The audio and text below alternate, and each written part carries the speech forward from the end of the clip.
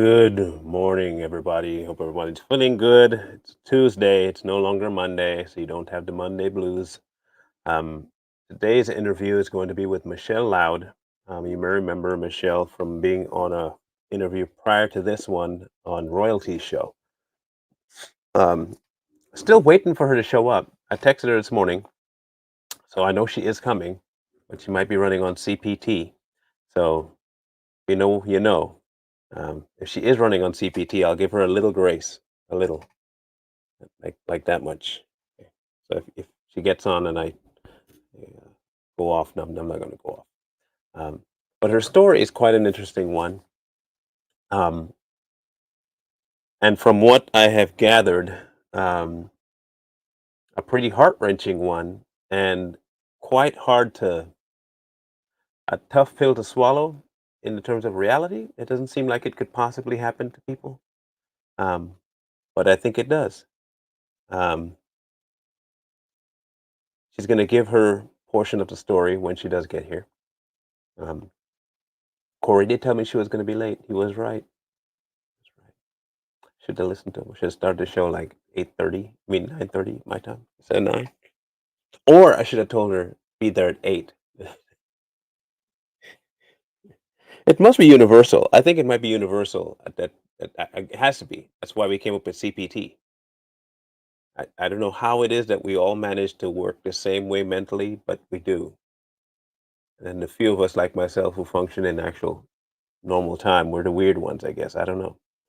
Um, anyway, so excuse me, her story comes by way of a certain minister that we have covered before on Too Strong, and his child, one of his daughters, um, and some unscrupulous behavior they committed towards this lady.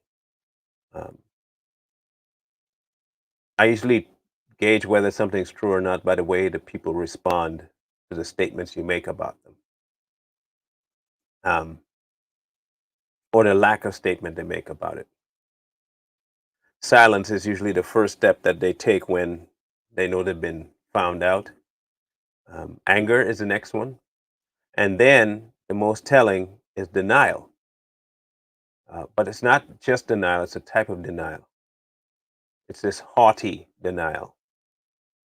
How could you think I would do something? That kind of stuff. That tells me that you probably are capable of doing it. So hopefully she'll get here soon and we can kick this off. It's been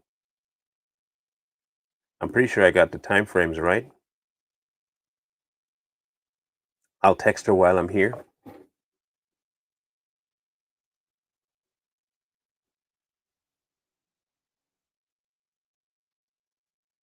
Let's find out.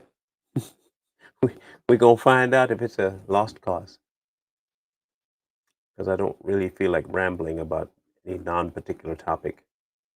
Um, I am looking forward to these interviews, getting to know people. She said she's coming, so it is CPT.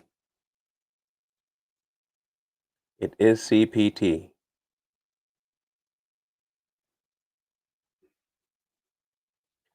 Anyhow, morning Nadine. Long time no see. How you been? The room is Please. In the meantime, like, share, and subscribe, please. Like, share, like, share. I'll drop my um what you call it here in the link. I'll drop my channel so that people can share that as well.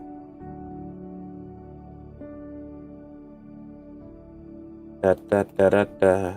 Copy and paste.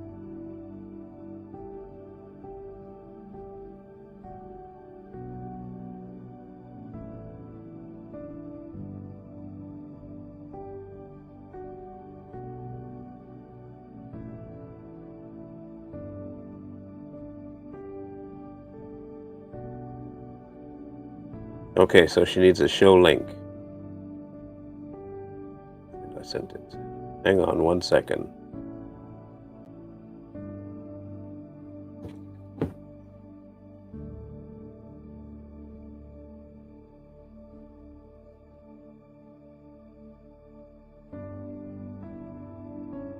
Okay, she's about to be here. She forgot the time. So in about 10 seconds, she'll be here. 10, 9, 8, 7, 6. I'm just kidding.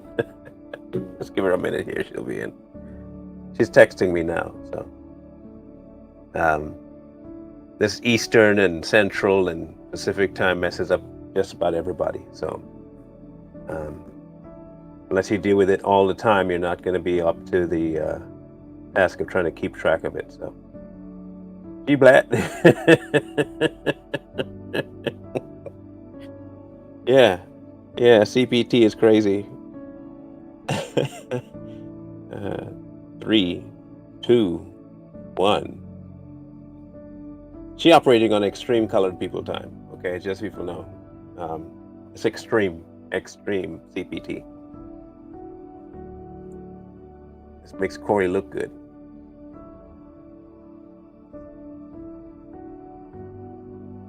In any case, if you've heard her story before, I'm not going to approach it the way other people have. I have very specific questions I want to ask, and there's no guarantee that I won't make her mad. That's my concern, is that I upset her in my questioning. But it's not really a concern. You get what I mean? I mean, I'm concerned, but not that concerned. Yeah. Not that concerned. To the point where I won't ask the question. I will ask the question. There are 3 that I really want answers to, specifically 3.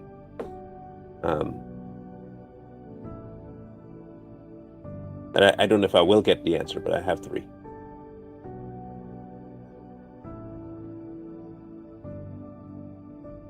I should have known. Oh, you know? What exactly? What does that mean? What does that mean? What do you mean you know? What?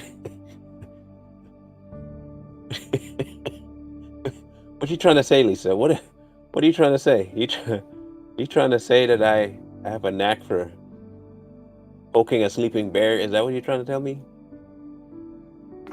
You trying to say I have a knack for poking sleeping bears? That's pretty mean. That's pretty mean, Lisa. I don't try to. I don't try to. It's not my intent. But I do know that there are some questions that I ask that are a little bit too raw for some. Only because I expect those questions to be asked of me when needed. If I want to get to the bottom of a problem I have, I need people willing to ask me hard questions. If you're not going to ask me the kind of question that'll push my mind and my heart to admit to something so I can deal with it, I don't think you're a friend, one, and I don't think you're wanting me to get over what I'm dealing with. The problem is that a lot of people want to have the problem because I think in some way they get addicted to the suffering. That sounds bad. It sounds weird, but you do get addicted to the suffering. You get addicted to the pity party. You get addicted to the woe is me. You get addicted to the pit. And as much as you have this, I don't want to be in it, you kind of made your identity in that pit. And so now you tearing yourself away from that pit makes it very uncomfortable and you don't want to leave. And you prefer to have people know that you're in the pit and empathy comes into play and bam, you end up staying there. While at the same time hating being there. But I think the more we are honest with ourselves,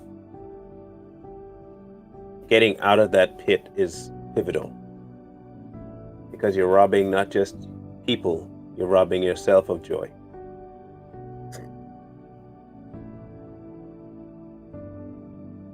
You don't know what right feels like when you've always felt wrong. That's true. But you kind of do know. And that's what scares you. That's what scares you. That's what scares people. It scared me. It scared me to know the truth, know real, and then prefer my fake world. It popped in and popped out. I'm betting you money this is going to do this again. I'm Betting you money this is gonna do this again. Let's see. Every time she comes in, it kicks her out. I may have to do the Facebook thing again.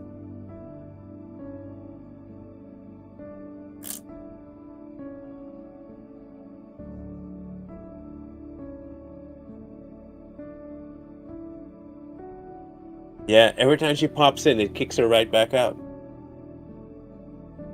That is crazy.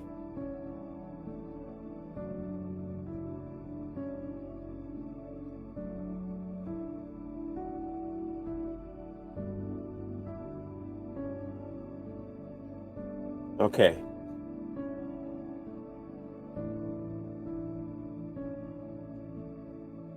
I'm gonna try something else, okay? Yeah, I think so. I think so. I honestly believe that. I honestly believe that. That's the only explanation I can come up with. That is the only one. Um, there is no possible way that it could be doing this for everybody that I encounter. That makes so little sense.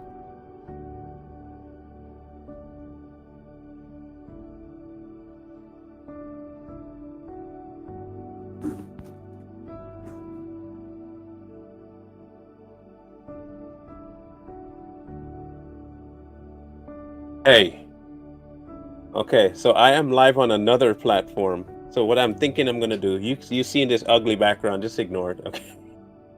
This is how it kicked her out of that too. What the heck? Oh my goodness, it just kicked her right out of Messenger. Wow, bro. This is messed up. Let's see something here. Did it boot you out of that too? And now you're muted. Say again? Yeah, you're muted. I can't hear you.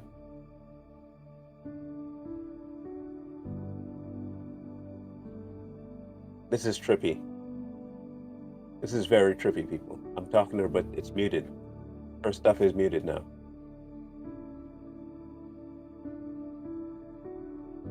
That is mad. That is mad.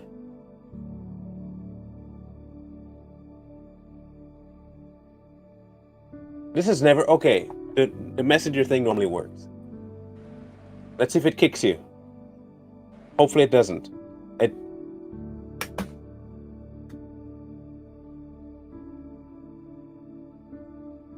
Wow.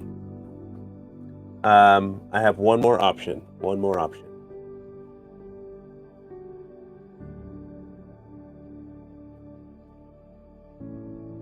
This is insane, bro.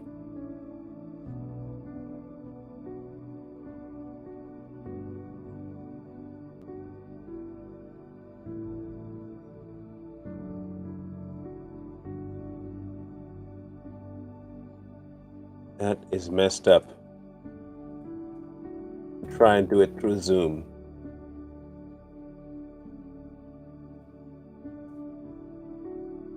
If this works, this will be the only way I could make it work. This is the only way I could make it work. I have never encountered this before.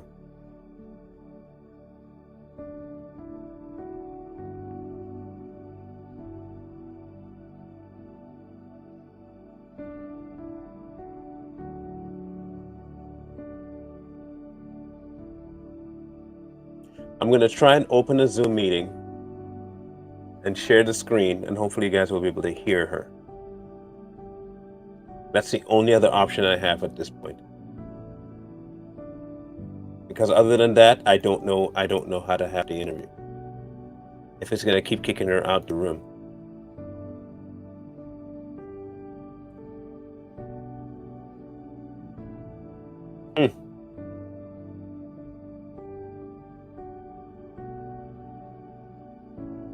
Well, you witnessed the last few times that it would kick people out the room normally, and I've had to do the messenger thing. But this is abnormal, like really abnormal.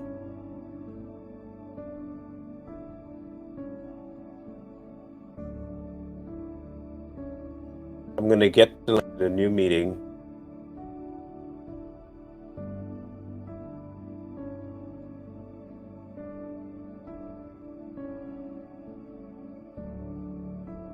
Let me see if I can make the camera work here. I'm sorry, people, that this is taking so long.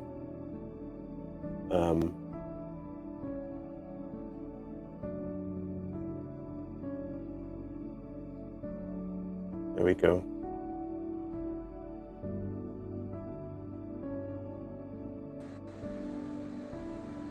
Try one more time.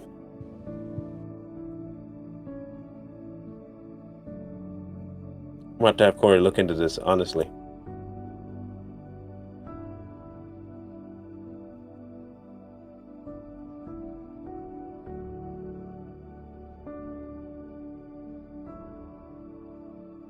Copy the link.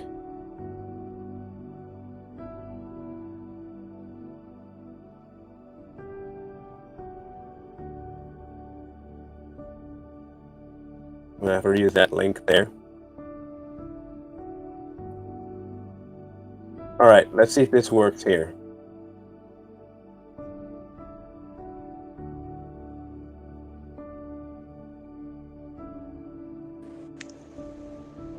Frustrating, isn't it?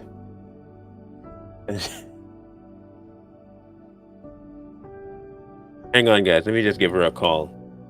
I'm going to mute myself for a minute.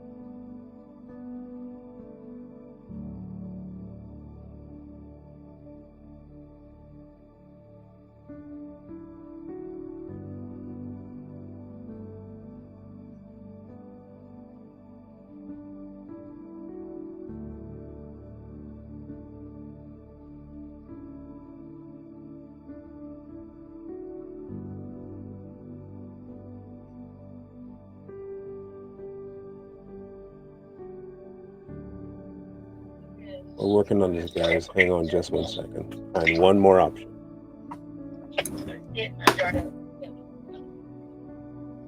If we're trying this one last option, then we might have to do it by voice.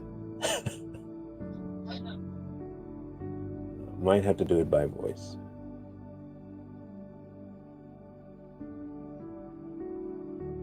.05 at Gmail.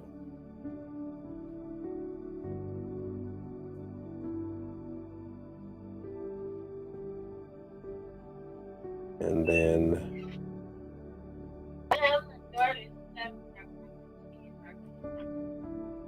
get it to work.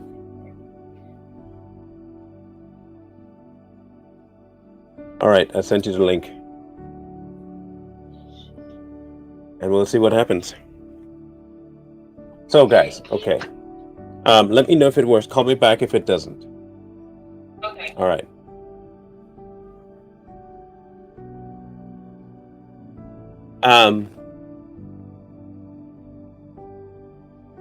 The only thing I could think of that's causing all of this, all of a sudden, let's back up. Since the beginning of this series, I've encountered every single type of roadblock you can think of to make sure that guests don't give their story or the show doesn't go. And at every turn, God manages to get through the problem. This one in particular, though, is crazy. She can't get on Messenger. She can't get into the room, and when she does, it boots her right back out. You guys have witnessed it yourself. You've seen it firsthand, where people hop in the room and they just get booted right back out. And usually what happens when they do tell their story, it's some massive, massive move that has to happen.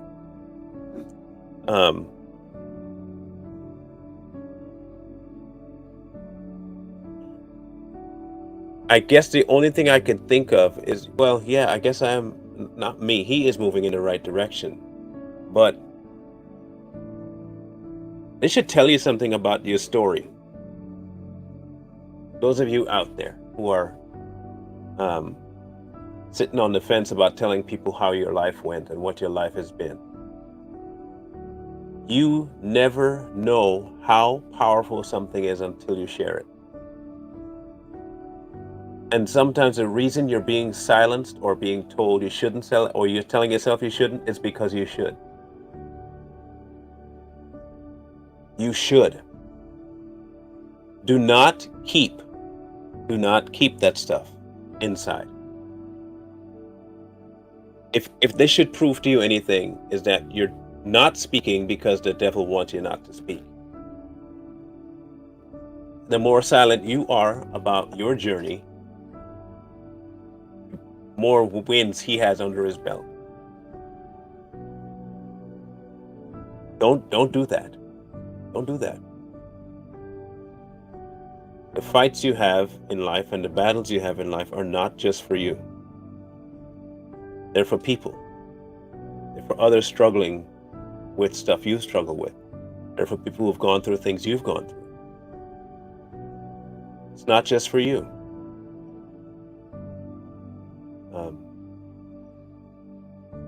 This is proof. This is proof. I struggled for years to share mine. And when I finally did, it was a healing thing for me. It was just, it just felt like I let go of everything when I finally told it. In front of a camera, I told it. You don't have to tell it in front of a camera, don't get me wrong, but share it with people. Share it with people. If you haven't seen what telling your story does, take a look at the other 4 I've done, 5 I've done. 6, 7 now, I think almost now. It's been crazy. It started Monday, Tuesday, Wednesday, Thursday, Friday. I did 2 on Sunday. So yeah, 8 now. Share it. Let's see if this works now. She's backstage. All right. Hopefully this works. Can you hear me? I can hear you. Okay, I got the laptop. All right. All right. I'm keeping my prayers up in the air for this one. All right. Jesus be offense. Okay. Good morning. Good morning.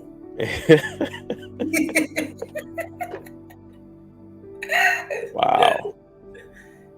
Look, Michelle, when I tell you that this has been crazy, it's been crazy. Every show I've done that has to do with interviews have had this problem. Really? Yeah. And every time it's had this problem, the person that's coming on has something to share with people that's life altering. And I think that's why it's been jacked up like that. They don't want, the devil doesn't want things shared. So I'm glad you're persistent enough like I am to try and make this work, that you're not just giving up on it. I thank you for that, because that means a lot. So how this is going to go, oh, she froze up. Say something. Let me see if I hear you. Okay. Okay. Freaking me out. I'm here. You're freaking me out. All right. So what I'm going to do, and this is how my process works with this journey thing. Oh my God! Is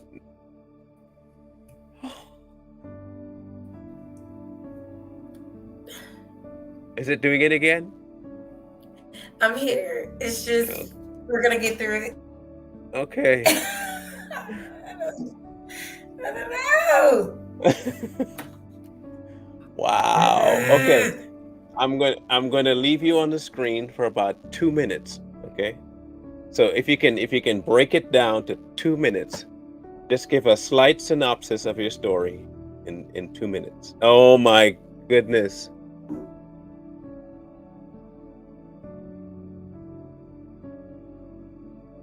My goodness. Hang on. Mm.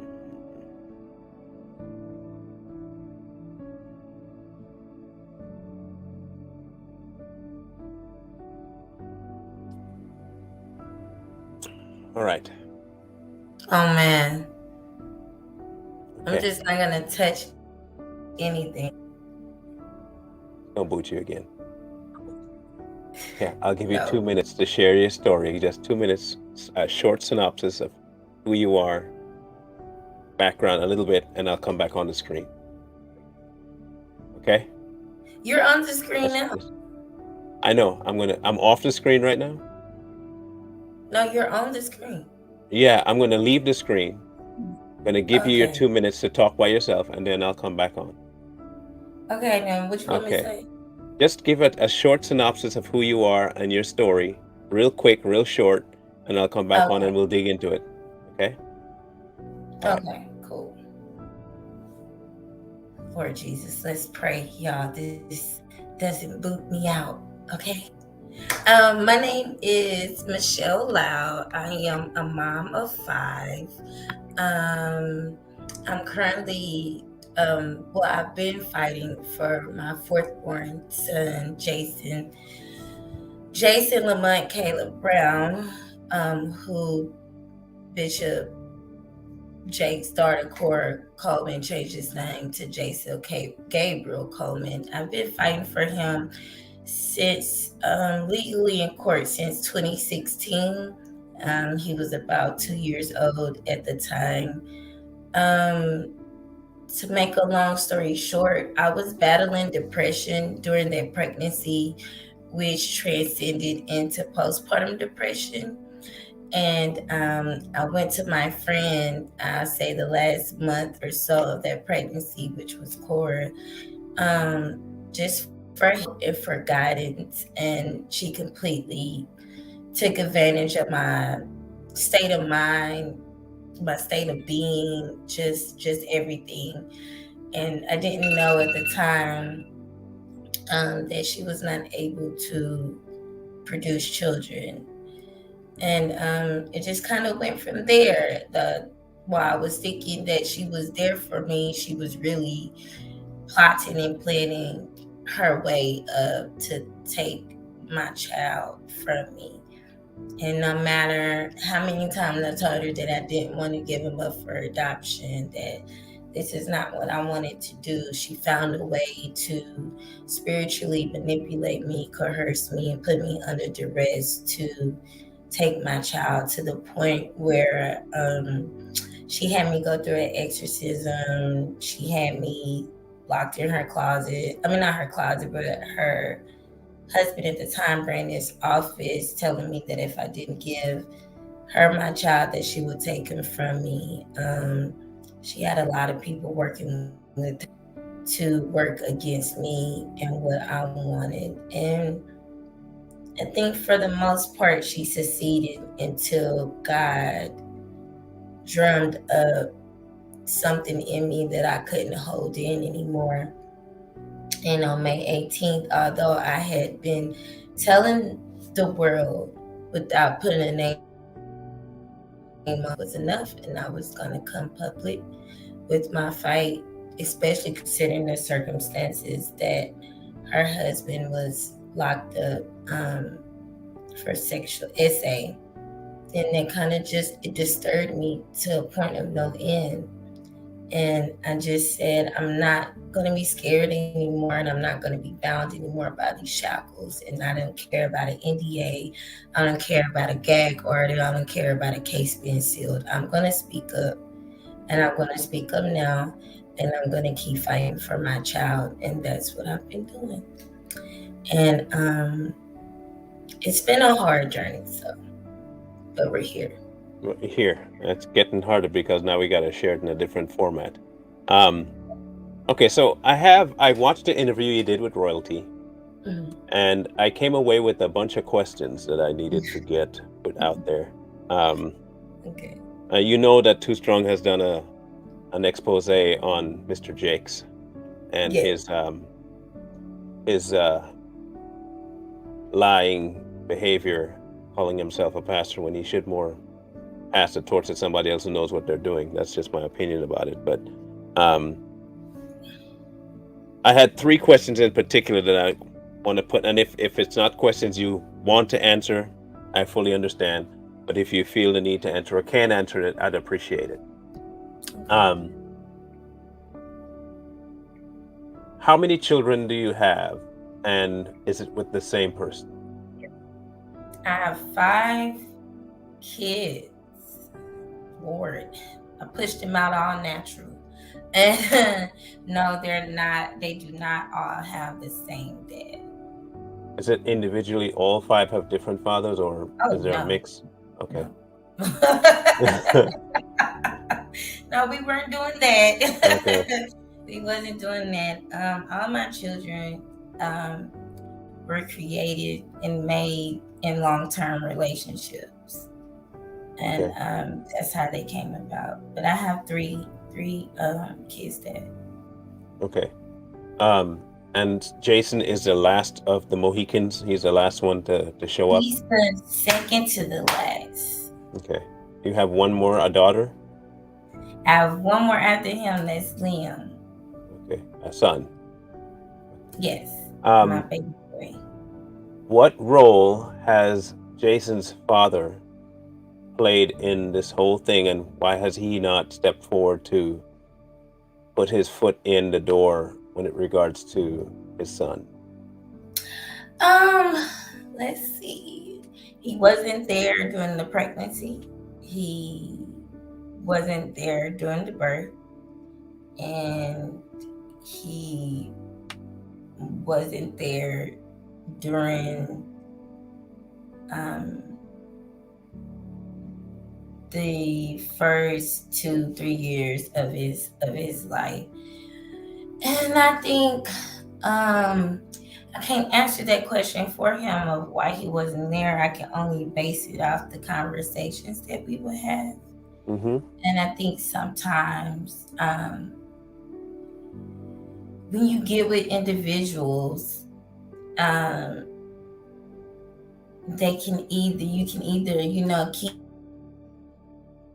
down to where they are, and I think the certain individual that he was with at the time, instead of feeding him positivity, fed him negativity and kept him in that state of mind that I don't have to do this and I don't have to do this and I want to live my life and be free, and that's for me. I feel like that's what it was. I feel like she felt like I was a threat, and instead of encouraging him to be a father, it wasn't that. And so he sat in that place for a long time. But we've talked since then. We've talked here recently, like 2 3 weeks ago.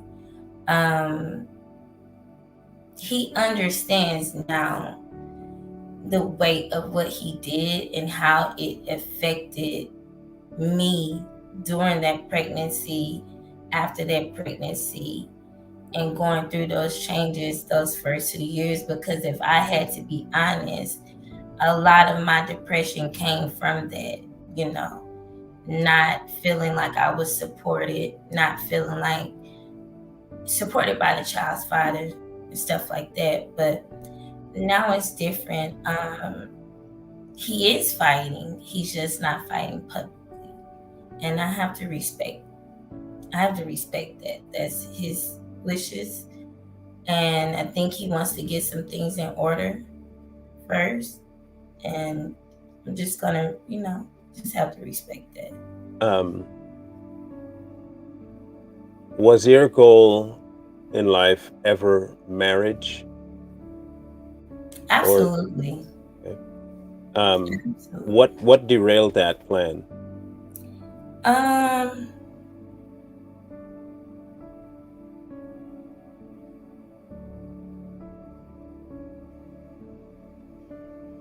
I don't know. You never thought about why it got derailed or how it got derailed. It never. I feel like maybe because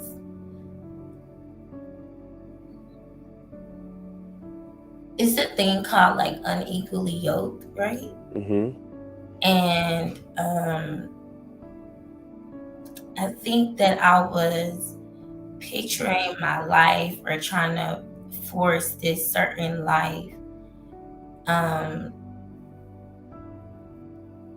with individuals who didn't share the same dream, who didn't share the same goal. And I think once I started having children, I was just so caught up in I didn't want my kids to be raised without a dad that I set in situations that I should have been left a long time ago, even before another child was created. And I think I missed the mark a lot of times just being so focused on that. But I definitely wanted to get married. I still want to get married. You know, it's funny. When I was walking away from that relationship, he told me that no man will want me with 4 kids. Mm-hmm. And that stuck with me to this day. Um, do you know if you possibly decided to have children in an effort to keep the relationship and hope that it would bind the man to you? Is that probably what you were thinking? No, No. I've never had a child in hopes that that would keep the man because Well, I mean, not like that. I mean, in terms of having the child solidify the relationship, not in terms of oh, you got a child with me, now you got to stay, but that the child itself proved the validity of the relationship. no. Okay. I solely had my children because I laid down and had sex and got pregnant. Okay. And when you do that, you know, I feel like you take care of the responsibilities. Hmm. No matter what's going on, no matter the situation, no matter the circumstance, you know, God saw fit for me to have them, so take care of them. Um, I saw that that particular statement still harbors a lot of pain for you. With that what the your ex told you. Yes. Um, it's ironic because my wife was told the same thing. My current Mm, wife was told the same thing by her ex, that no one would want her with the kind of boys that she had. yeah. So I want you to know that's not true. So Mm, just keep that in mind that it's not, because they're not God, so they can't decide how that's going to go. you're right.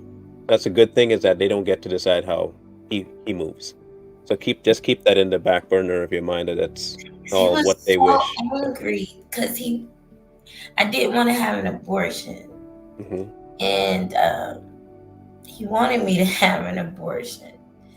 And I was just adamant about the fact that, you know, I'm not having an abortion, whether you with me or whether you're not, you know. It was one of those situations. And then he was just like, you having all these kids, nobody's gonna, you know, want you with 4 kids. And then I'm yelling at him like, but you giving them to me, you know. Um, So, with the situation with Cora, um, outside of the legality issue of it, you had mentioned an event where they were having I call it a satanic ritual. It doesn't sound mhm, anything like a godly thing. I have seen and heard of many events like that, in the same robing, the same kind of chanting, in a lot of the uh, voodoo rituals. Okay. I've heard of the exact same effect that it had on you, where it bound you to the bed, to the table, in voodoo. And I've never ever seen anything like that in a godly event to do with exorcisms. I Mhm. never believe in this exorcism crap anyway because it's not an exorcism in any way, shape, and form. That's a Catholic crap that I don't know why they held on to that stuff anyway. Um, so, have you had any further encounters with that realm in your life where you feel bound? Because what I know happens is that that spirit doesn't like to leave I once they think put it on you. I think I felt bound all the way up until May 18th. So I think for years, ever since that encounter, I felt bound. I think that's why a lot of things got stopped. I think that's why a lot of things got blocked during the process of the first two trials and me trying to fight. And, even over the years after, um, I would go up so much and then not come crashing down. And I think I was bound by that spirit all the way up until May 18th when I was like, no more. And I think that's why it was so much emotion in that video. And I don't know if people paid attention to the second video um, towards the end of it. It's like I could literally, as I'm speaking, because it was this pastor named Derek Faza and it had came in, and I knew him and his wife very well from the church, and they knew me and my mom very well, and I knew that he had a close relationship with Bishop. And so when he entered the chat, for me, it was almost like I was speaking directly to Bishop. And man, I literally felt that spirit come off me that day. Hmm. That day. Um, it's odd because I was just telling people before you got on here the value of sharing and releasing your past. Um, One, it's not just for you that the release happens, but for many others. But in your case, it was mostly for you. Have Has there been any movement on the front of finding or getting resolved to the Jason situation?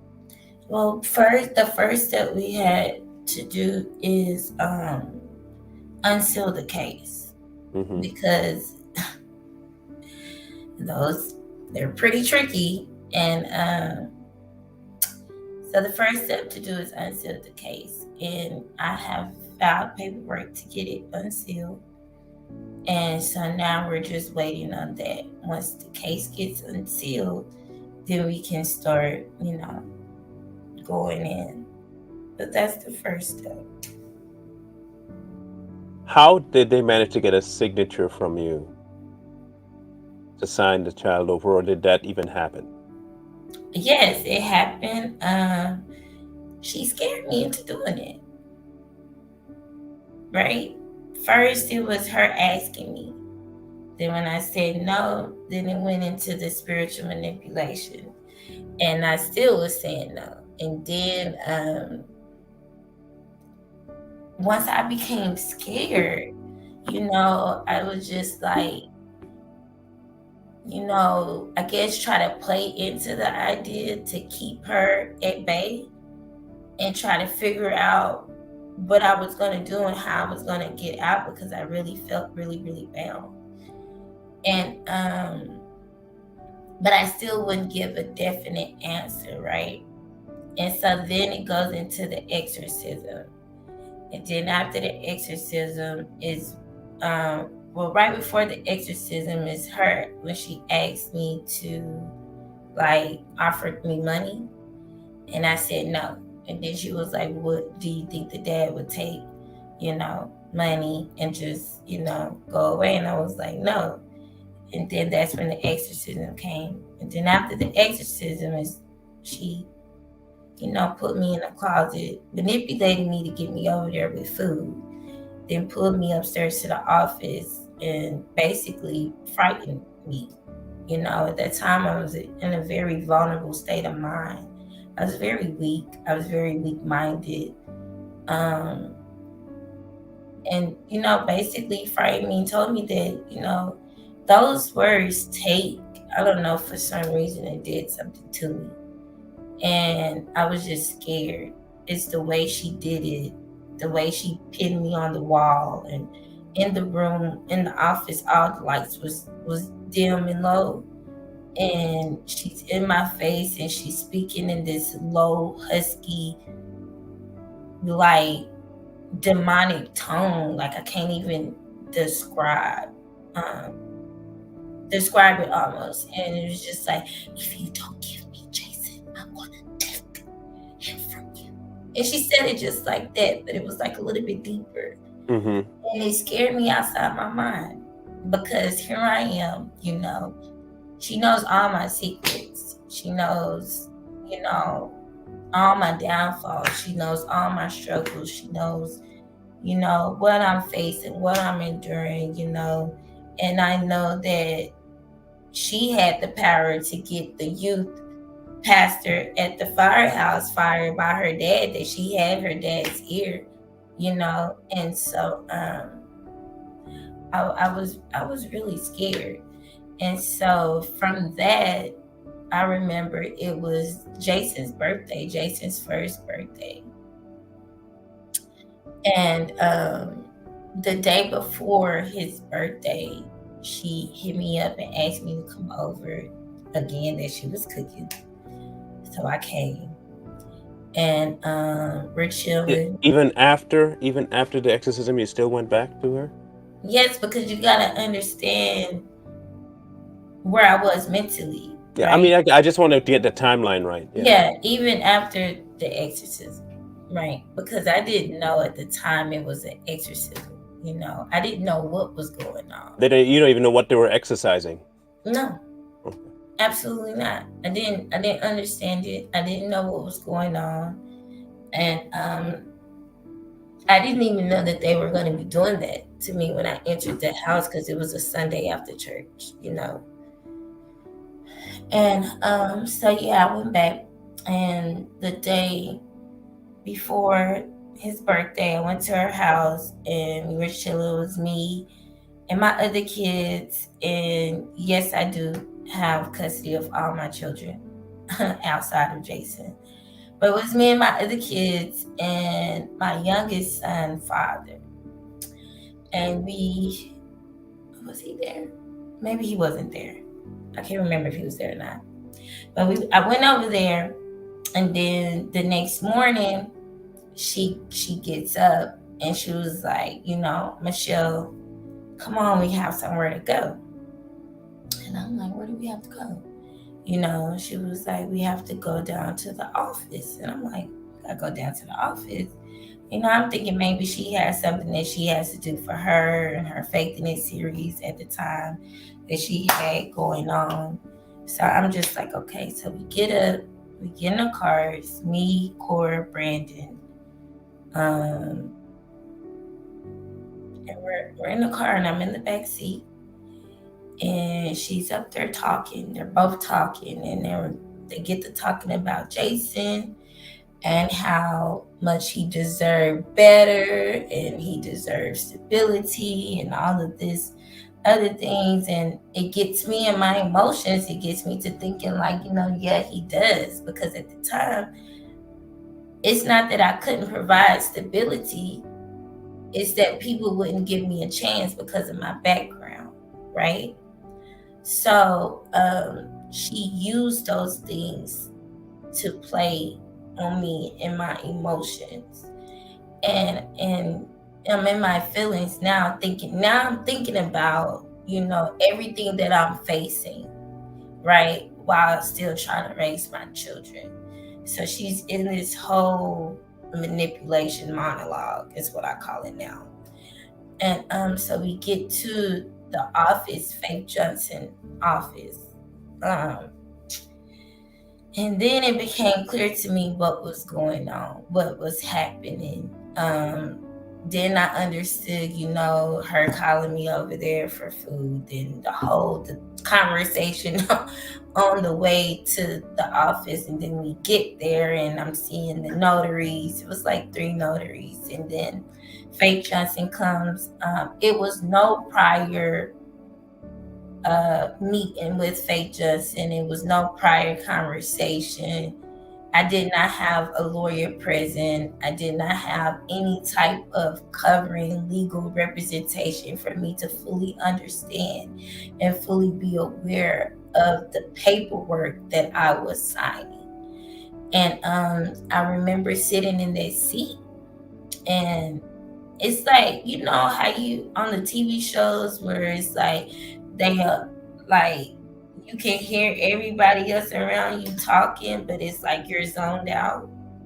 That's how it was. I was completely zoned out because fear is setting in. My heart is racing. This is not what I want to do, and I feel stuck now. Now in my mind, I'm thinking, she got me. She got me. And how do I get out of this from here? And that's when they brought the paperwork out, and I immediately just started bawling, crying hysterically. And Faith Johnson says, "Michelle, you do not look like this is what you want to do." And I shook my head like this, looking down at the paper, my tears just falling from my eyes. I'm shaking my head, no, this is not what I want to do. Cora gets up from the opposite side of the table. She walks around and she places her hand on my back and speaks in a soft, stern tone and says, "You will do this. You shall do this, and you're going to do this." It scared the living daylights out of me. Just like against the wall. Yeah. The same spirit. Yeah. It sounds to me like they put in their own channel to talk directly to you and your behavior when they did that exorcism, quote unquote. I think it was a possession that they did. I think they more than likely went before that breaking happened in you. They put something on you. They invited a different demon to reside in you so that you would do things when they ask in that soft, which is why she spoke in the soft but stern voice, because that's the language that that demon understands. Yeah. Her father has the same demon on him, except it's the loud version of it. And he thinks that if he screams enough, people will be changed into thinking the way he thinks. But he's just like his own father. His father is Satan too. So he's, dealt with molesting boys himself. So it's not like it's a problem for his children to act the same way. In your interaction with Cora, and for people who don't know, Cora, we're talking about T.D. Jakes, in case people are unaware. T.D. Jakes' daughter is who we're talking about. The Satan worshiper T.D. Jakes, his Satan worshiping daughter. In case people weren't clear of who I'm talking about, I want people to fully understand who I believe T.D. Jakes is. He's a false prophet, a liar, and he's demon possessed. And he's a sick individual. And I think his children are exactly like their father. That's just me. I have enough proof on my end to decide that. This is just further proof for me. So they placed the demon on you. They know how to speak to it. Has she been in contact with you since the 18th? No. So she hasn't had a chance to test that voice out on you since? No. Okay. And Not have you? since May 18th, 2022. I haven't talked to Cora since 2019. I haven't physically, like over the phone, talked to Cora since 2018. So there was, and I think that's probably why you were able to break free. There wasn't any more tethers attached to that chain. Gave God time to work past all that nonsense. How is your current walk with God? How would you describe it in 3 words?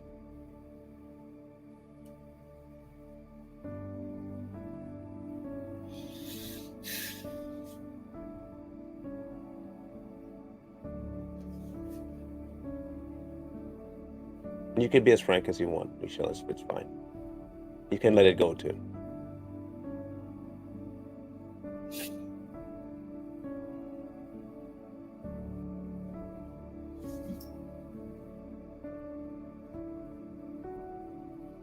I don't even know how to describe it in 2 words.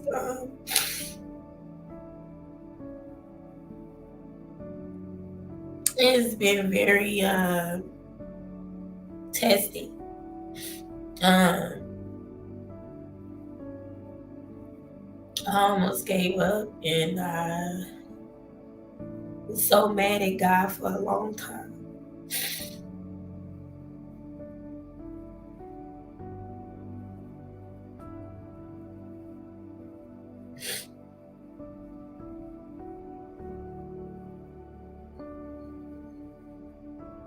Um, I'm just trying to get back to the place where I once was. I don't know.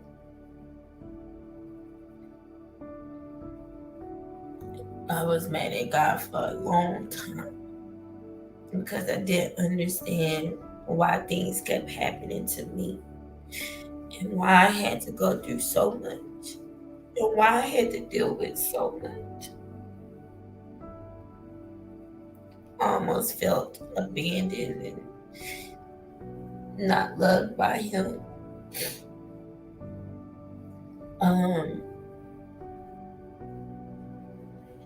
I think since May, I've realized that, He never turned His back on me and that He does love me, and that I think I had to go through the fire to be able to tell my story, to be able to help somebody else. Every day is a struggle. You know that doesn't have to be. Now, I'll give you a little insight into my journey of hate for God. I went through 30 years of it, 30 plus years hating, not just not liking. And I mean, any word you can think of that matches hate, the deepest expression of hate I've had for God. And I held on to it for 30 years. In my mind, He was responsible for my dad dying. Yep, in my He was mind. He was responsible for everything. Yeah. And I held on to that anger, and I let it take not just any regular route, it consumed me. A couple of times I lashed out at him verbally out loud, screaming at him, cussing him out. Mm-hmm. I turned my back on him in every possible fashion way. Mm-hmm. And then one day he showed up again, and it was the first phase of me coming back. Mm-hmm. What he did was he gave me an insight into his view of my life. So he took me from watching all the chaos, and he kind of dragged me up to above the chaos to show me a timeline. It literally, that's how it felt. Like he took me up to watch the timeline. And the timeline he showed me was insanely providential. Like I went from my father passing, and when he died, we moved. And when we moved, we met someone who had ties to a college, which we would never had ties with him. From there, I went to college, and from the college, I went to where I'm at now. None of that would have taken place if my dad hadn't died. Mm-hmm. But he showed me all of the other things that took place as a result of, a direct result of my father passing. Not that he had a hand in it, but that he was not gone, and he was not far away, and it wasn't that he didn't care, but he also made me aware that life happens. Then I had to go look at my father's decisions as to why he passed. And that was harder, because my dad and I share a lot of traits, and one of them is the biggest one is that we don't tell people when we're going through stuff. Mm. And he was in pain, a lot of pain. He had an aneurysm, and he wasn't even talking until he couldn't walk. And then when he couldn't walk, then mom said, whoa, what do you mean? What's wrong? He's like, I've been having this pain for a while now. And then he finally went to the hospital, never came back out. But in my mind at 7, I'm thinking it was all of a sudden God just decided to kill my dad. Mm-hmm. And that's what I held on to until I was 34 years old. But what I did realize once I came out of it is that my anger towards God wasn't because I hated God. It was because I never took the time to ask him anything about that situation. I just hated him. I didn't ask him why. I didn't wait for his answer to why. I didn't ask him how. I didn't ask him anything. It was from event to hate. Straight off. And then I kept whatever view I had of him at bay. He's up there, I'm down here, he doesn't care. Because heck, look what keeps happening to me.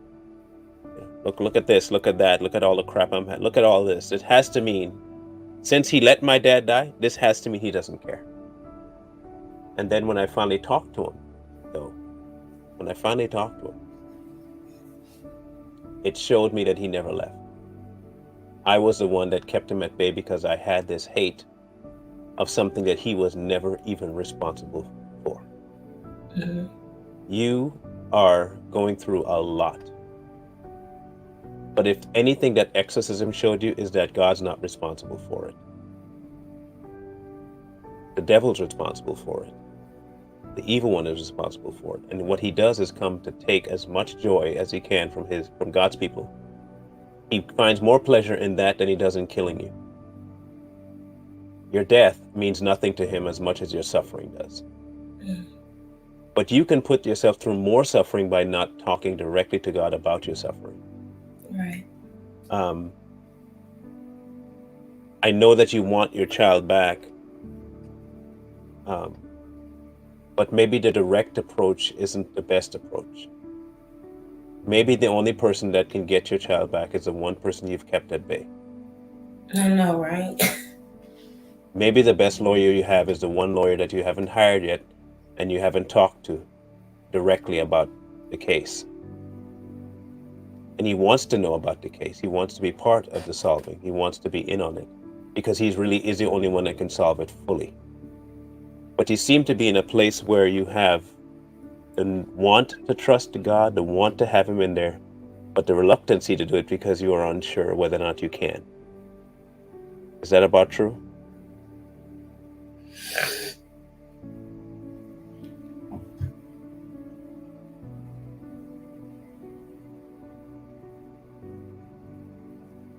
And if that is true,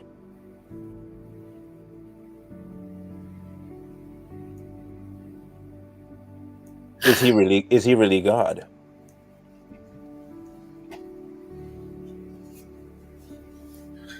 Now, that particular journey is not the easy one. That is the most difficult one. That's the one that's going to kill every stronghold that they placed on you. Everything that they put on you that day was a culmination of all the things you were going through in your entire life. All the poor decisions you made opened the portals for that to take place. You've already come to terms that those were your decisions and you're aware of them. That's okay. You're good with that. The second phase of your journey here is not through the law process. It's not through the courts of man. It's through the courts of heaven. And you have to let him deal with it.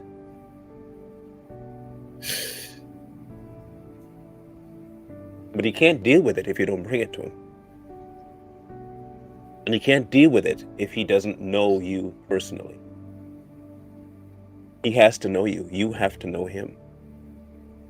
And knowing him is not through church. It's not through a pastor. It's through intimate, one-on-one time and telling him everything. I've told people this before, and this was me. Well, God knows my heart. He knows me. Okay, he knows. But he doesn't just know, he wants you to talk to him about what he knows. Because he can also assure you of something else that you may not remember or may not know, that you're loved. You're loved and you're wanted by him. But it's a two-way street. Your current journey is not the end of your journey. It's just the journey. You're just on the way. And I think this is why we were having so much problems at the beginning of this podcast. God didn't want you to walk away, which is why he kept you trying, but the devil wanted you to walk, which is why he kept trying too.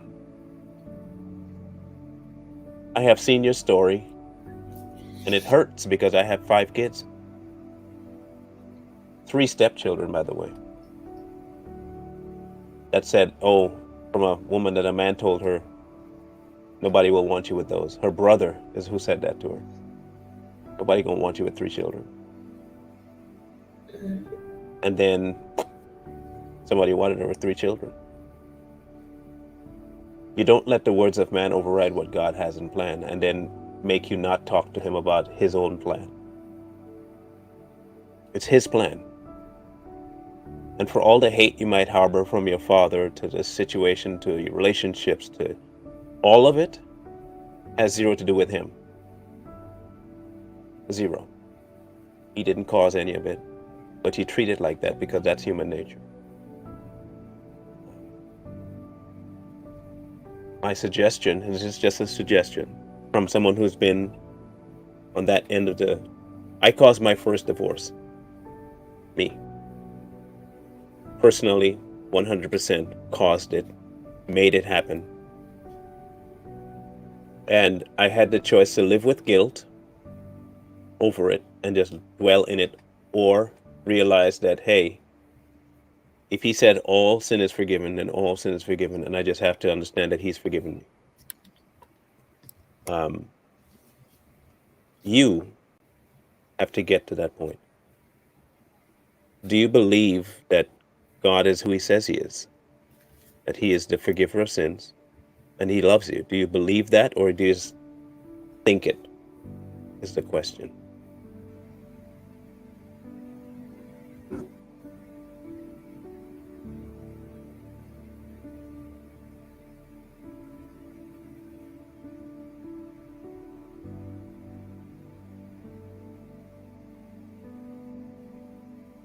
That's the big question. If you just think it, it won't be true. I believe that I believe God is exactly who he says he is. And let him be who he says he is. Stop letting what you think you know get in the way of who he actually is and what he's supposed to be doing. Your first and most important thing to do right now is not Jason. That might sound bad, but it's not Jason. You know when you crash in a plane, what they tell you to do with the air? What's the first thing they tell you to do with the air? They say put it on yourself first, right? Mm-hmm. And then the person next to you. Mm-hmm. You're no good to Jason. Here. Because if God is who he says he is, then he has Jason covered. He can do that. But you have to deal with God now. God is using this to talk to you directly, Michelle, you and your heart. He wants you to get right with him. That is as simple as it gets. God's got Jason. He's got Jason covered. He's not going to leave him with demons, and that's not him. But he has to have the place he's bringing him back to cleaned.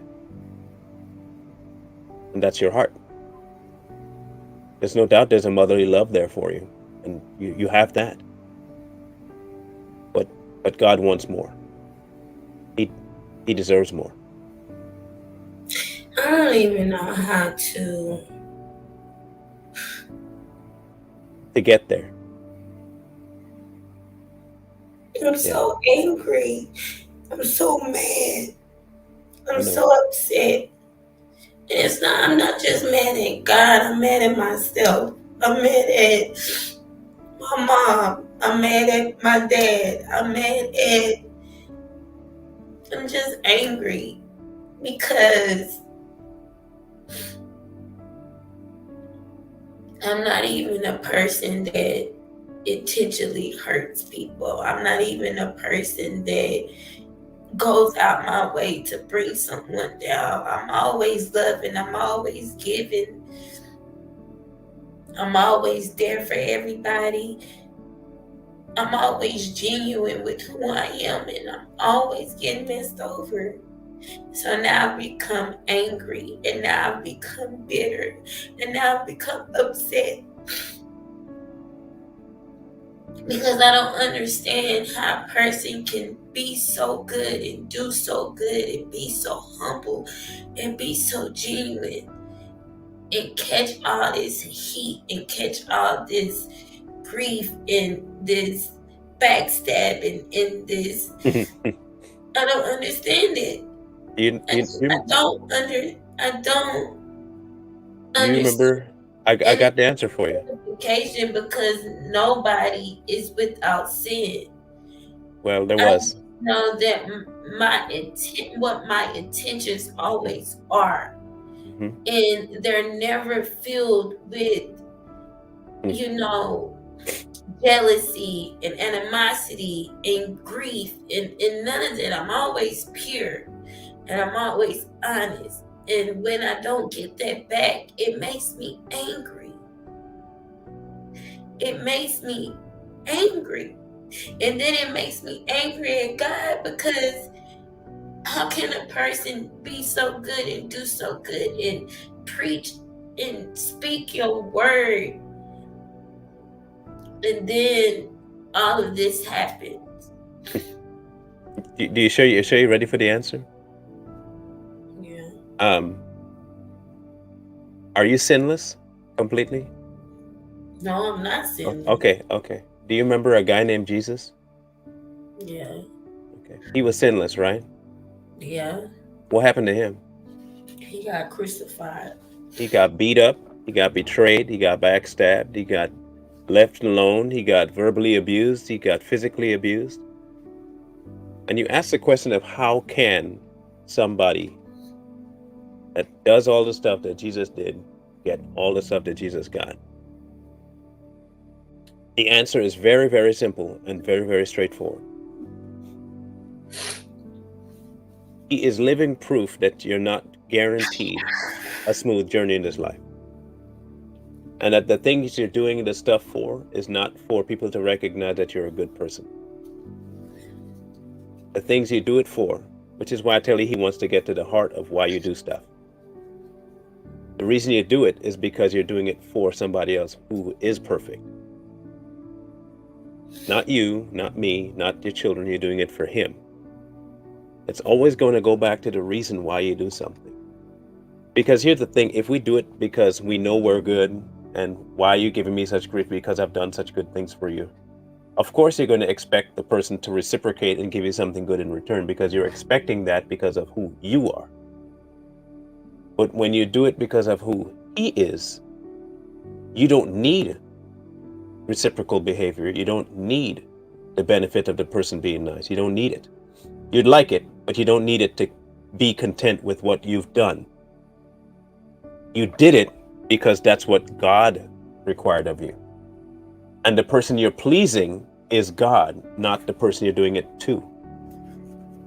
So regardless of their behavior, their reaction, you're pleasing the only person that pleases you. And that's God. But when you're not in that relationship, which is why I tell you need to get that particular part figured out. When you don't have that relationship, the only thing you can revert to is how it makes you feel. And how much wrong people are doing to you because of how you view yourself. On the one hand, you view yourself as inadequate, but on the other hand, you view yourself as good. They can't mix. which is why we don't look at ourselves. God is perfect. God is the one who I seek my approval through, and he's already given me his approval through his son. I don't need to prove myself to anybody. I don't have to have their approval. I don't have to have them like me. I don't have to like them. I love them, but I don't have to like them. Right. And I don't have to have interaction with them for God to have an interaction with them. Which is why I stay close to God. If you stay close to God, he can go take care of the stuff for you. He's the best negotiator there is. You're in a... When I tell you I'm looking at myself right now, I'm looking at myself. You are me. In every way, shape, and form right now. Where I was 8 years ago. You are exactly where I was 8 years ago. When I tell you I am exactly there with you in emotion, in thought to God, in thought to people. I was the same way. I was nice to people, and I'd get backstabbed. I was always known as the guy that if you call him and he needs something, he gonna get it for you. He gonna do it for you. You just any time of day. And I hated God for that. I hated God for all he put me through. I hated God for where he put me. I hated God. I hated people. The only person to break me out of that was a person I hated. And then I had to realize one thing. I hated him because if I really did believe him for what he said he was, I'd have to change. I'd have to let go of doing it for me. I'd have to let go of my perception of myself. Because compared to God, I'm not good. Compared to God, I'm not nearly anywhere near perfect. Compared to God, I'm not nice. Compared to God. And so when I put that into perspective and realized that he still, even in all of that, still wanted a relationship with me, that broke me.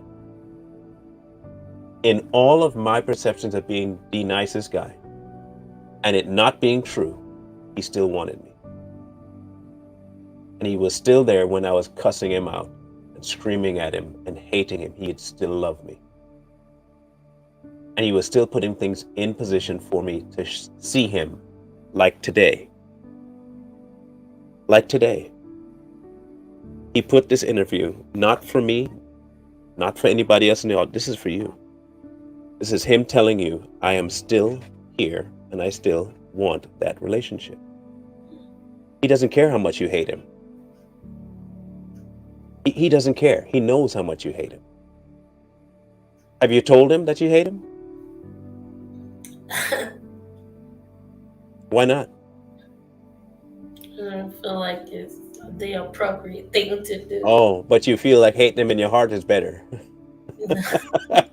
That's amazing that you feel like, oh, he not in there. He won't know I hate him. He knows, right? You know he knows, right? Yeah. Okay, so what's keeping you from out loud telling him, this is how I feel? It's amazing what the human mind will go through to convince us that I'm we're just not there. scared to Get his answer? no, I'm scared to, I guess, touch that realm. Like, they have really... This is about you and your son, Michelle. I know it's about me and my son, but going through that experience has really, It was intentional. It was intentional. really scarred me. Yeah. And that's only, like I said, the only person that could get rid of the scar is the one person you hate. And you have to understand one thing. If nothing else you take from this. God, you hate him? Like, that's yes, not yes. yourself? You thought, okay, how big is God? How big, how strong is God? No man will ever know. And can know, right? You can't. That's how big he is. Yeah. You think God is sissy enough to not handle you? Somebody saying some peon on earth, his creation, that he could just do this to, telling him I hate you? Yeah. You think you're the first? You think you're going to be the last to hate him? His son came here and was told that to his face. He was hated so much he got killed for it. You don't think he can handle you saying something like that to him? Yeah. especially that he knows it already. God is not that small. Don't you dare put God in a box that small. By saying you don't think you can, is telling him that he can't forgive anything past what you believe he can forgive. You just became God. You are now better than him, aren't you? That's what you're telling him. You're better than him. No. You know better than you. Obviously you do, because you don't want to even talk to him No. about the things that matters the most. Either he is the You big God, always talk like don't question God and but that's a lie. I'm telling you now, that's a lie. yeah. That's a very big lie from the very pits and bowels of hell. If I'm in a relationship, a true relationship, that person will know when I'm mad at them. That person will know when I'm happy, when I'm sad. Because I can tell them that. Right. But if you're not in a relationship, you will think I can't, and you'll feel like if you're a servant. Mm-hmm. He wants a relationship. Mm-hmm. And as a relationship goes, you have to be able to tell him everything. Yeah. Okay, so I'll give you an example. My wife and I have a very weird thing that happens. I can sense when somebody's going through a rough time. I can sense when they're in an emotional space that they, ooh. So she walked in the house the other night, and I said, "Oh, what's up?" Nothing. I was like, okay, I know something's up. So what's up? Nothing. Say, okay, whatever. All right, I ain't gonna ask you again. Now, I know that something is wrong. I may even know exactly what's wrong, but I'm not going to tell her she has to tell me.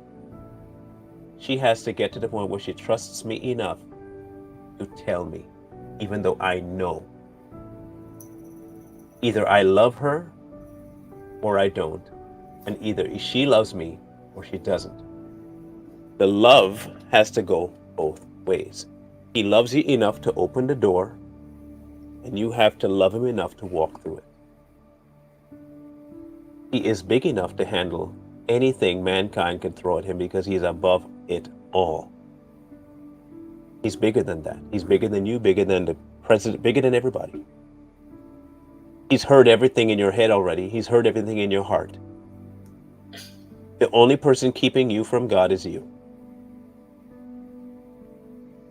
And yes, you can tell him everything. The same way that on the 18th you spoke everything and it broke you to the point where you were free. You could do that with man, but you can't do it with God. You're putting man above God? No, I think in a sense, I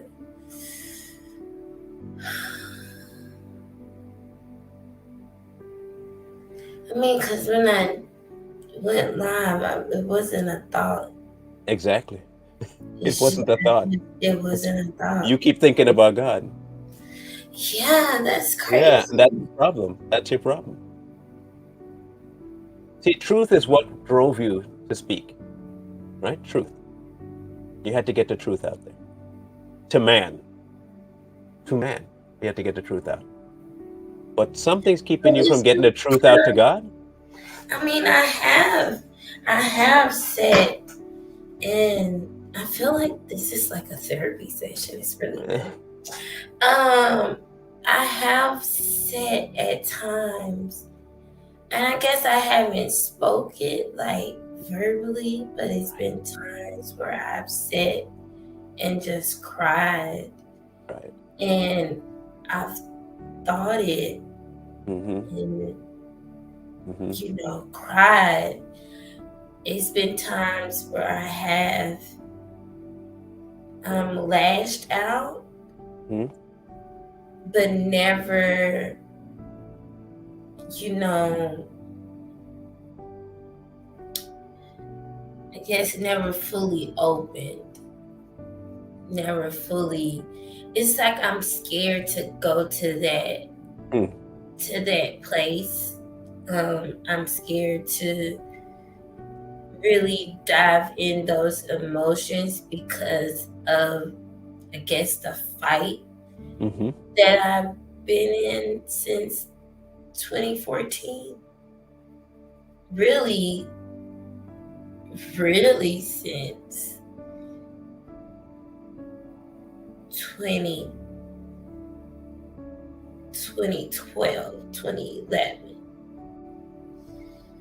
Um,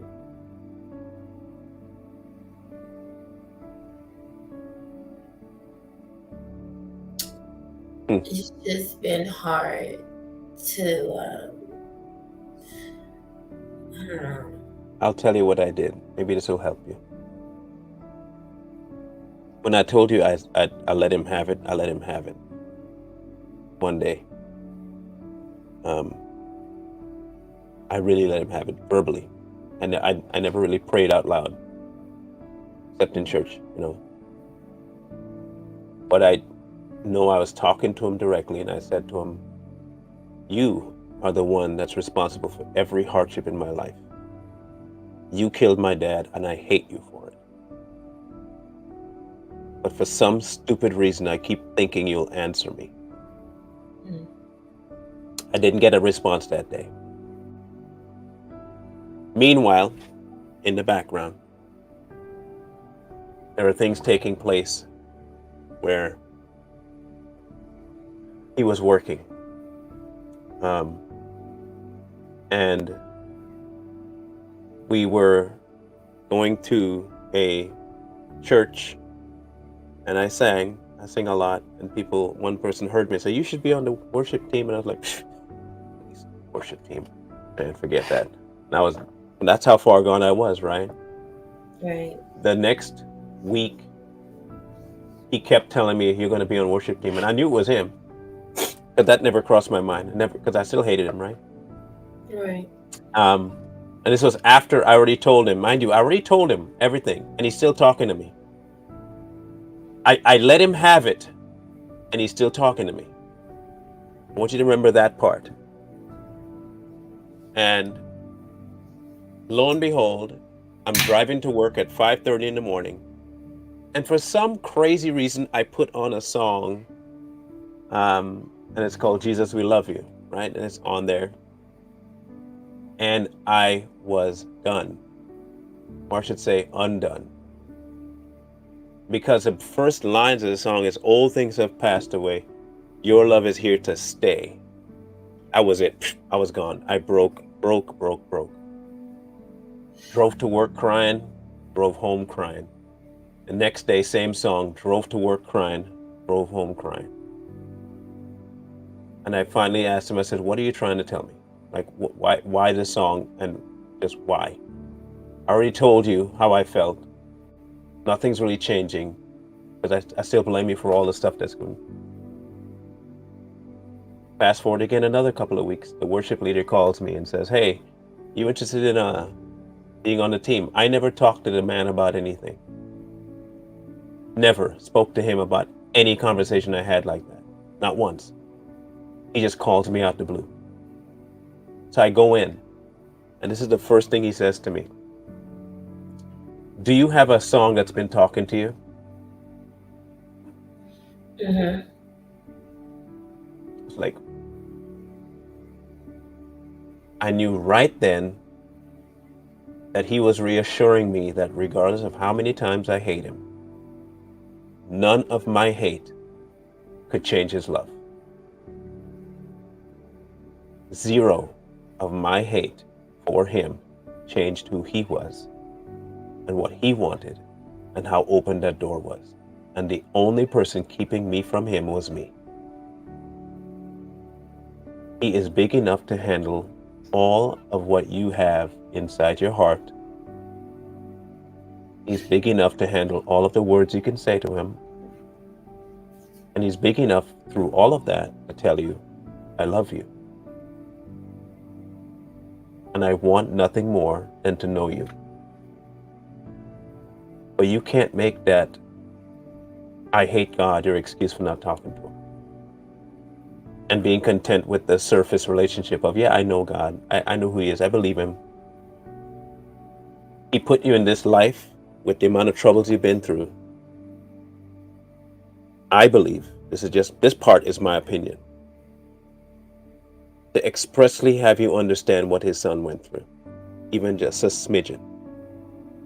And for all the trials that Jesus went through, he still went back to his Father. He still went back. Even to ask the hard thing, can you just make this cup pass? I don't want to do this. But you know what? You want this, so I'm doing this. That's how hard it got. And life is going to get hard for you. You're in the toughest one of your life.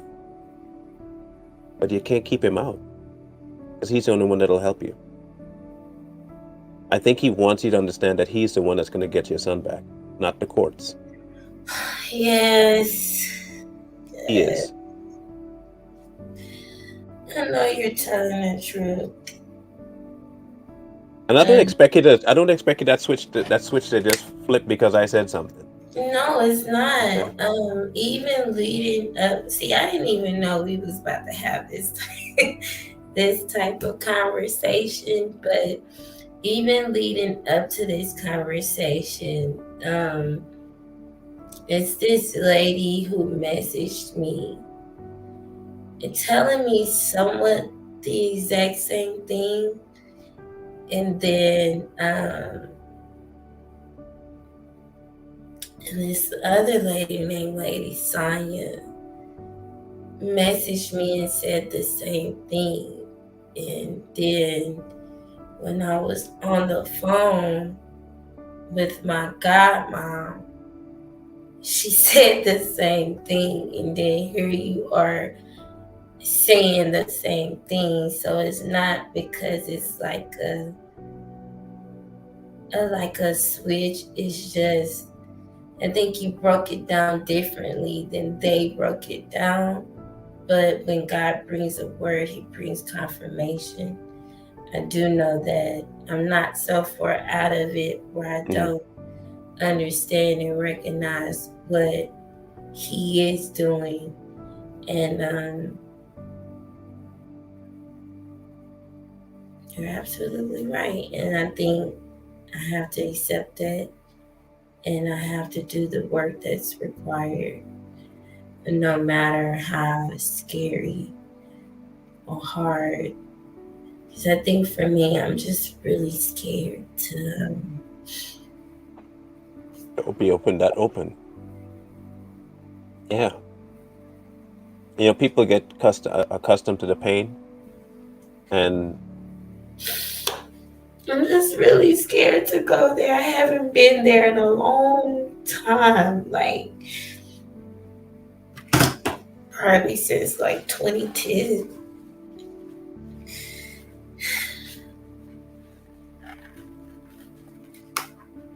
yeah.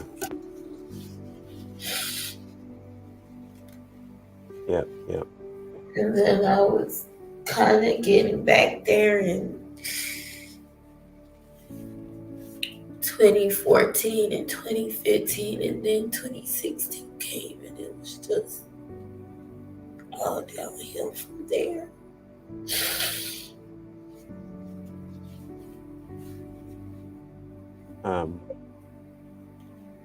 This is going to be the hardest journey you're going to take.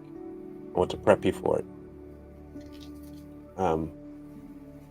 The next few interactions with God are going to be hard. It's going to require you letting a lot of things go to him. And but I want you to keep this one thing in the front of your mind. If nothing else, keep this in the front of your mind. Two things, rather. I want you to keep an example of something, and I want you to keep this in mind. When you were trying to get on the show today, you saw the amount of obstacles that Satan tried to put in front of you to keep you from this point. How many times did you come into the room and leave? Do you remember? How many times did we try on Messenger and couldn't get through? 3 times. Twice. We tried twice. Twice. What's that number? 2. That's 7. That's 7. That's 7.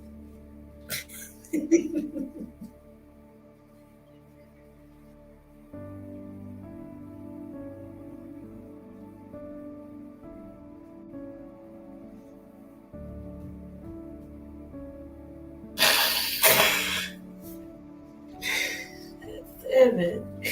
Seven means completion. That's 7.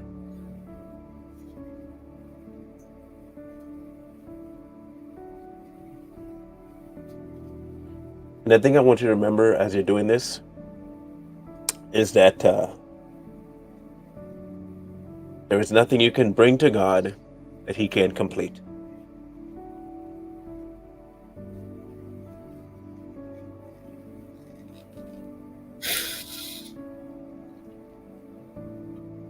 Nothing.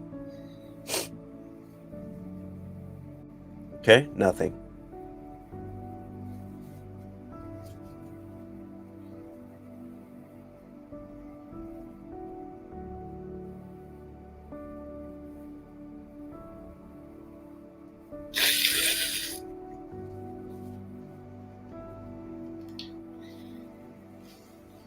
When I tell you I know how hard that fight's going to be, I know firsthand, okay?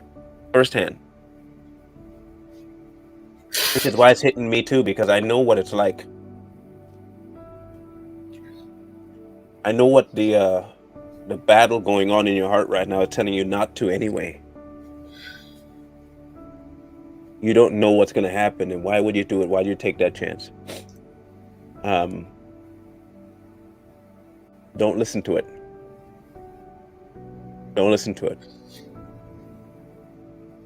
Because He kept you coming back to try and make it onto the show. Regardless of your thought of what the show was going to be about, He kept you coming back to the show while the devil tried to keep you away from it. And in the end, 7 wins. 7 wins.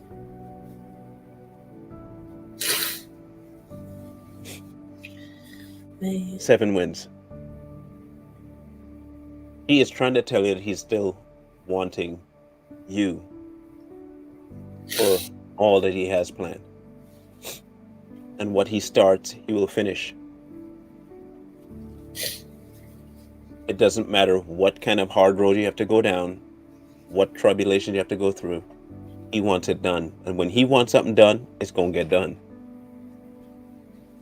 He put people in your life to tell you the same thing over and over and over.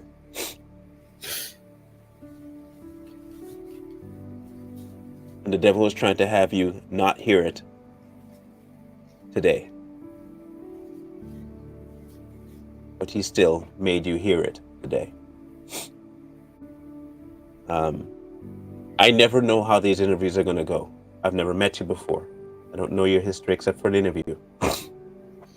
And I tell the audience this all the time. I don't write anything down before the show because I don't want to intrude on what he gonna do. Right. So far, he has been, when I tell you God's been like, it's been outside my mind thinking of what He's done so far in these interviews. Yours has to be by far the most potent because it's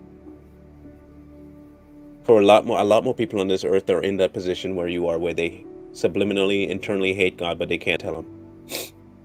They don't want to say. They know they blame Him for stuff, but they can't tell Him. Yeah. In fact, you're one of two people in my interviews so far that have said that. Oh, no, I don't hate God. And then you're like, well, maybe I do, but I can't tell Him that. No, you can. He will look you dead. He will look you dead in your heart and say, "Yeah, I know, and I still love you."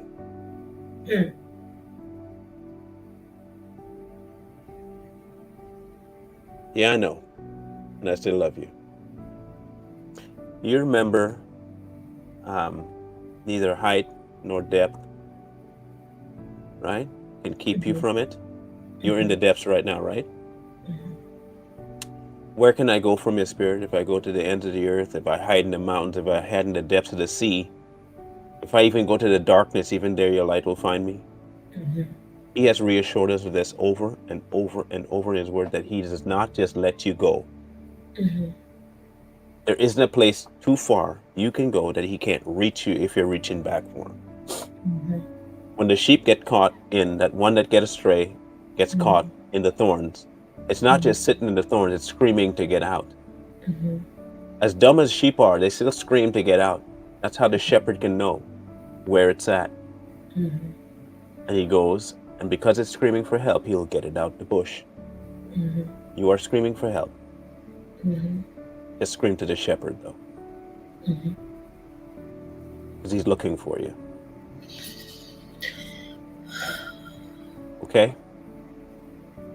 Um, Having never met you before, and we got this deep into your life, I kind of feel partially bad that I brought you in, but I didn't know this was going to happen either. So we're in the same boat. Okay, we're in the same boat. I don't Okay. ever know how this is going to go. Like I said, I let him do what he got to do. Um, Absolutely. but I do wish you and hope God to do the absolute best right thing by your son, and I know he will. I know he will. But his priority right now is not Jason. It's Michelle. Yeah, I'm kind of understanding it now. He wants Michelle's heart. He wants Michelle's life. Because Michelle can only be as good to Jason as Michelle can be under God. Absolutely. You can't raise your children without being under God's tutelage to do them right.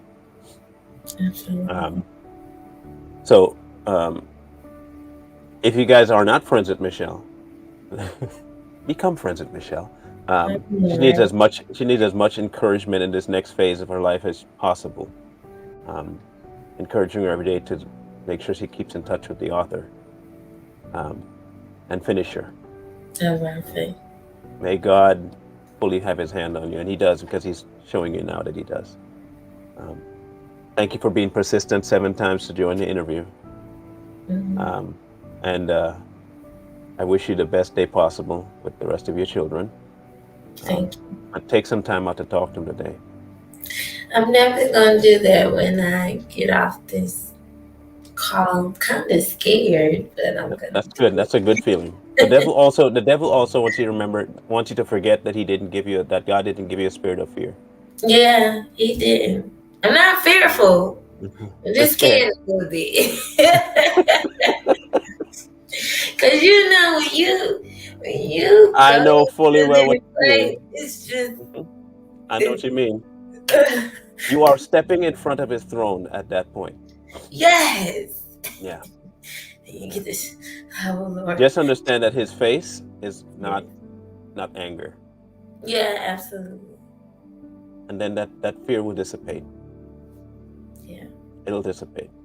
The instant he It's starts funny talking to you. because I was cooking the other day and I can't even tell you the last time I listened to gospel music. And I was going through a situation with my car. I had my car since, well, I paid off the car that I had before this recent car I had. And since May, I hadn't been really able to work as I normally would because of me publicly coming out and then not being able to have strangers in my home because I do hair for a living. And so I was going through a situation with my car, trying to figure out if I was going to keep it or give it back. And it was just really hard on me because I've worked so hard to get my credit to a 713, right? And I knew that even if I voluntarily gave it back, that it still could impact my credit, and it kind of like took a just the whole thought process of whatever. And so I came to a decision that I was just gonna let it go because it's not worth the stress. And in that moment of cooking and coming to that decision, I decided that I was going to play some gospel music. Hmm. And I went all the way back to this song called I Won't Complain. And I I don't know know. that song. Yeah. I went all the way back to that song and I just kept playing it over and over and over and over again to the point where I broke down. But once I broke down and I got it out, I was okay, you Your know? walls went back up. Yeah. And The song didn't take you to his door. The song took you to the emotions of what's supposed to take you to his door. yeah, that's what I was trying to get at. It definitely and I think that was the first moment. That's why I know that, you're walking in divine, you know, order right now speaking to me, because in that moment I could hear God saying, draw closer to me. But right when I was, going there, I just shut down. I got immediately scared because, like, you start feeling the presence and you start, It's heavy.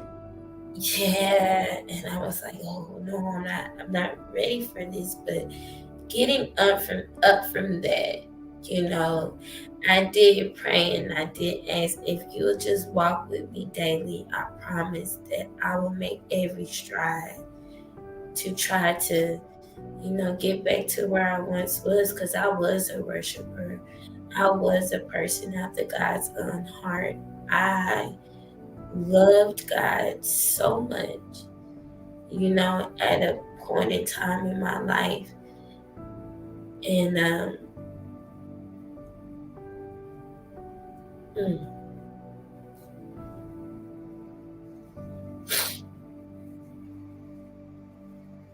I think I'm just learning that it's well, it is well. And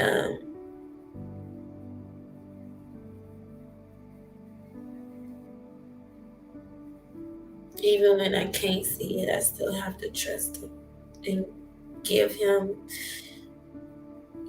my bareness, my nakedness, my Vulnerability. vulnerability. I'll give you this bit. After you feel like you've had a shower after 4 days of not showering, Mm-hmm. you finally got to brush your teeth, and you got a full 8 hours of sleep. That's how refreshed you feel. And I'm Yeah. talking about a cool shower and loose clothes in a comfy chair. I'm not even kidding about the sensations. Those are all the feelings I felt after I fully gave him all Yeah. of it. It was sit back, and none of the stresses, issues were an issue to me. None of them were problems to me. It was like I ain't even got to deal with it. That's Yeah. on God. That's on God. Okay, And that's so, on God. That's on yeah. God. Yeah. So getting to that place of fear and past it, it's worth it. Trust me, it's worth it. Um, and I'll keep praying that you get to the over the fear of the throne, and that you can approach it and talk to the man directly. Um, Yes. but I'll let you get on with your day. But I really appreciate you being on. And like I Thank said, you. I didn't plan this either. So this is not me. Don't blame me. It I don't blame you. wasn't my fault. I didn't try to do this. This is all him. Okay. Um, thank you everyone for being here, for listening, for joining the show. Thank If you you. guys earned any encouragement from this, um, I'm happy for that. And my inbox is always open, Michelle, if you need to talk as well. Um, feel free to use it. Um, I'm not above talking to people through their things, because I know I still go through my own little daily stuff of fighting people and myself as well. So I'm always here. You need to talk. Thank That you. goes for everybody else too.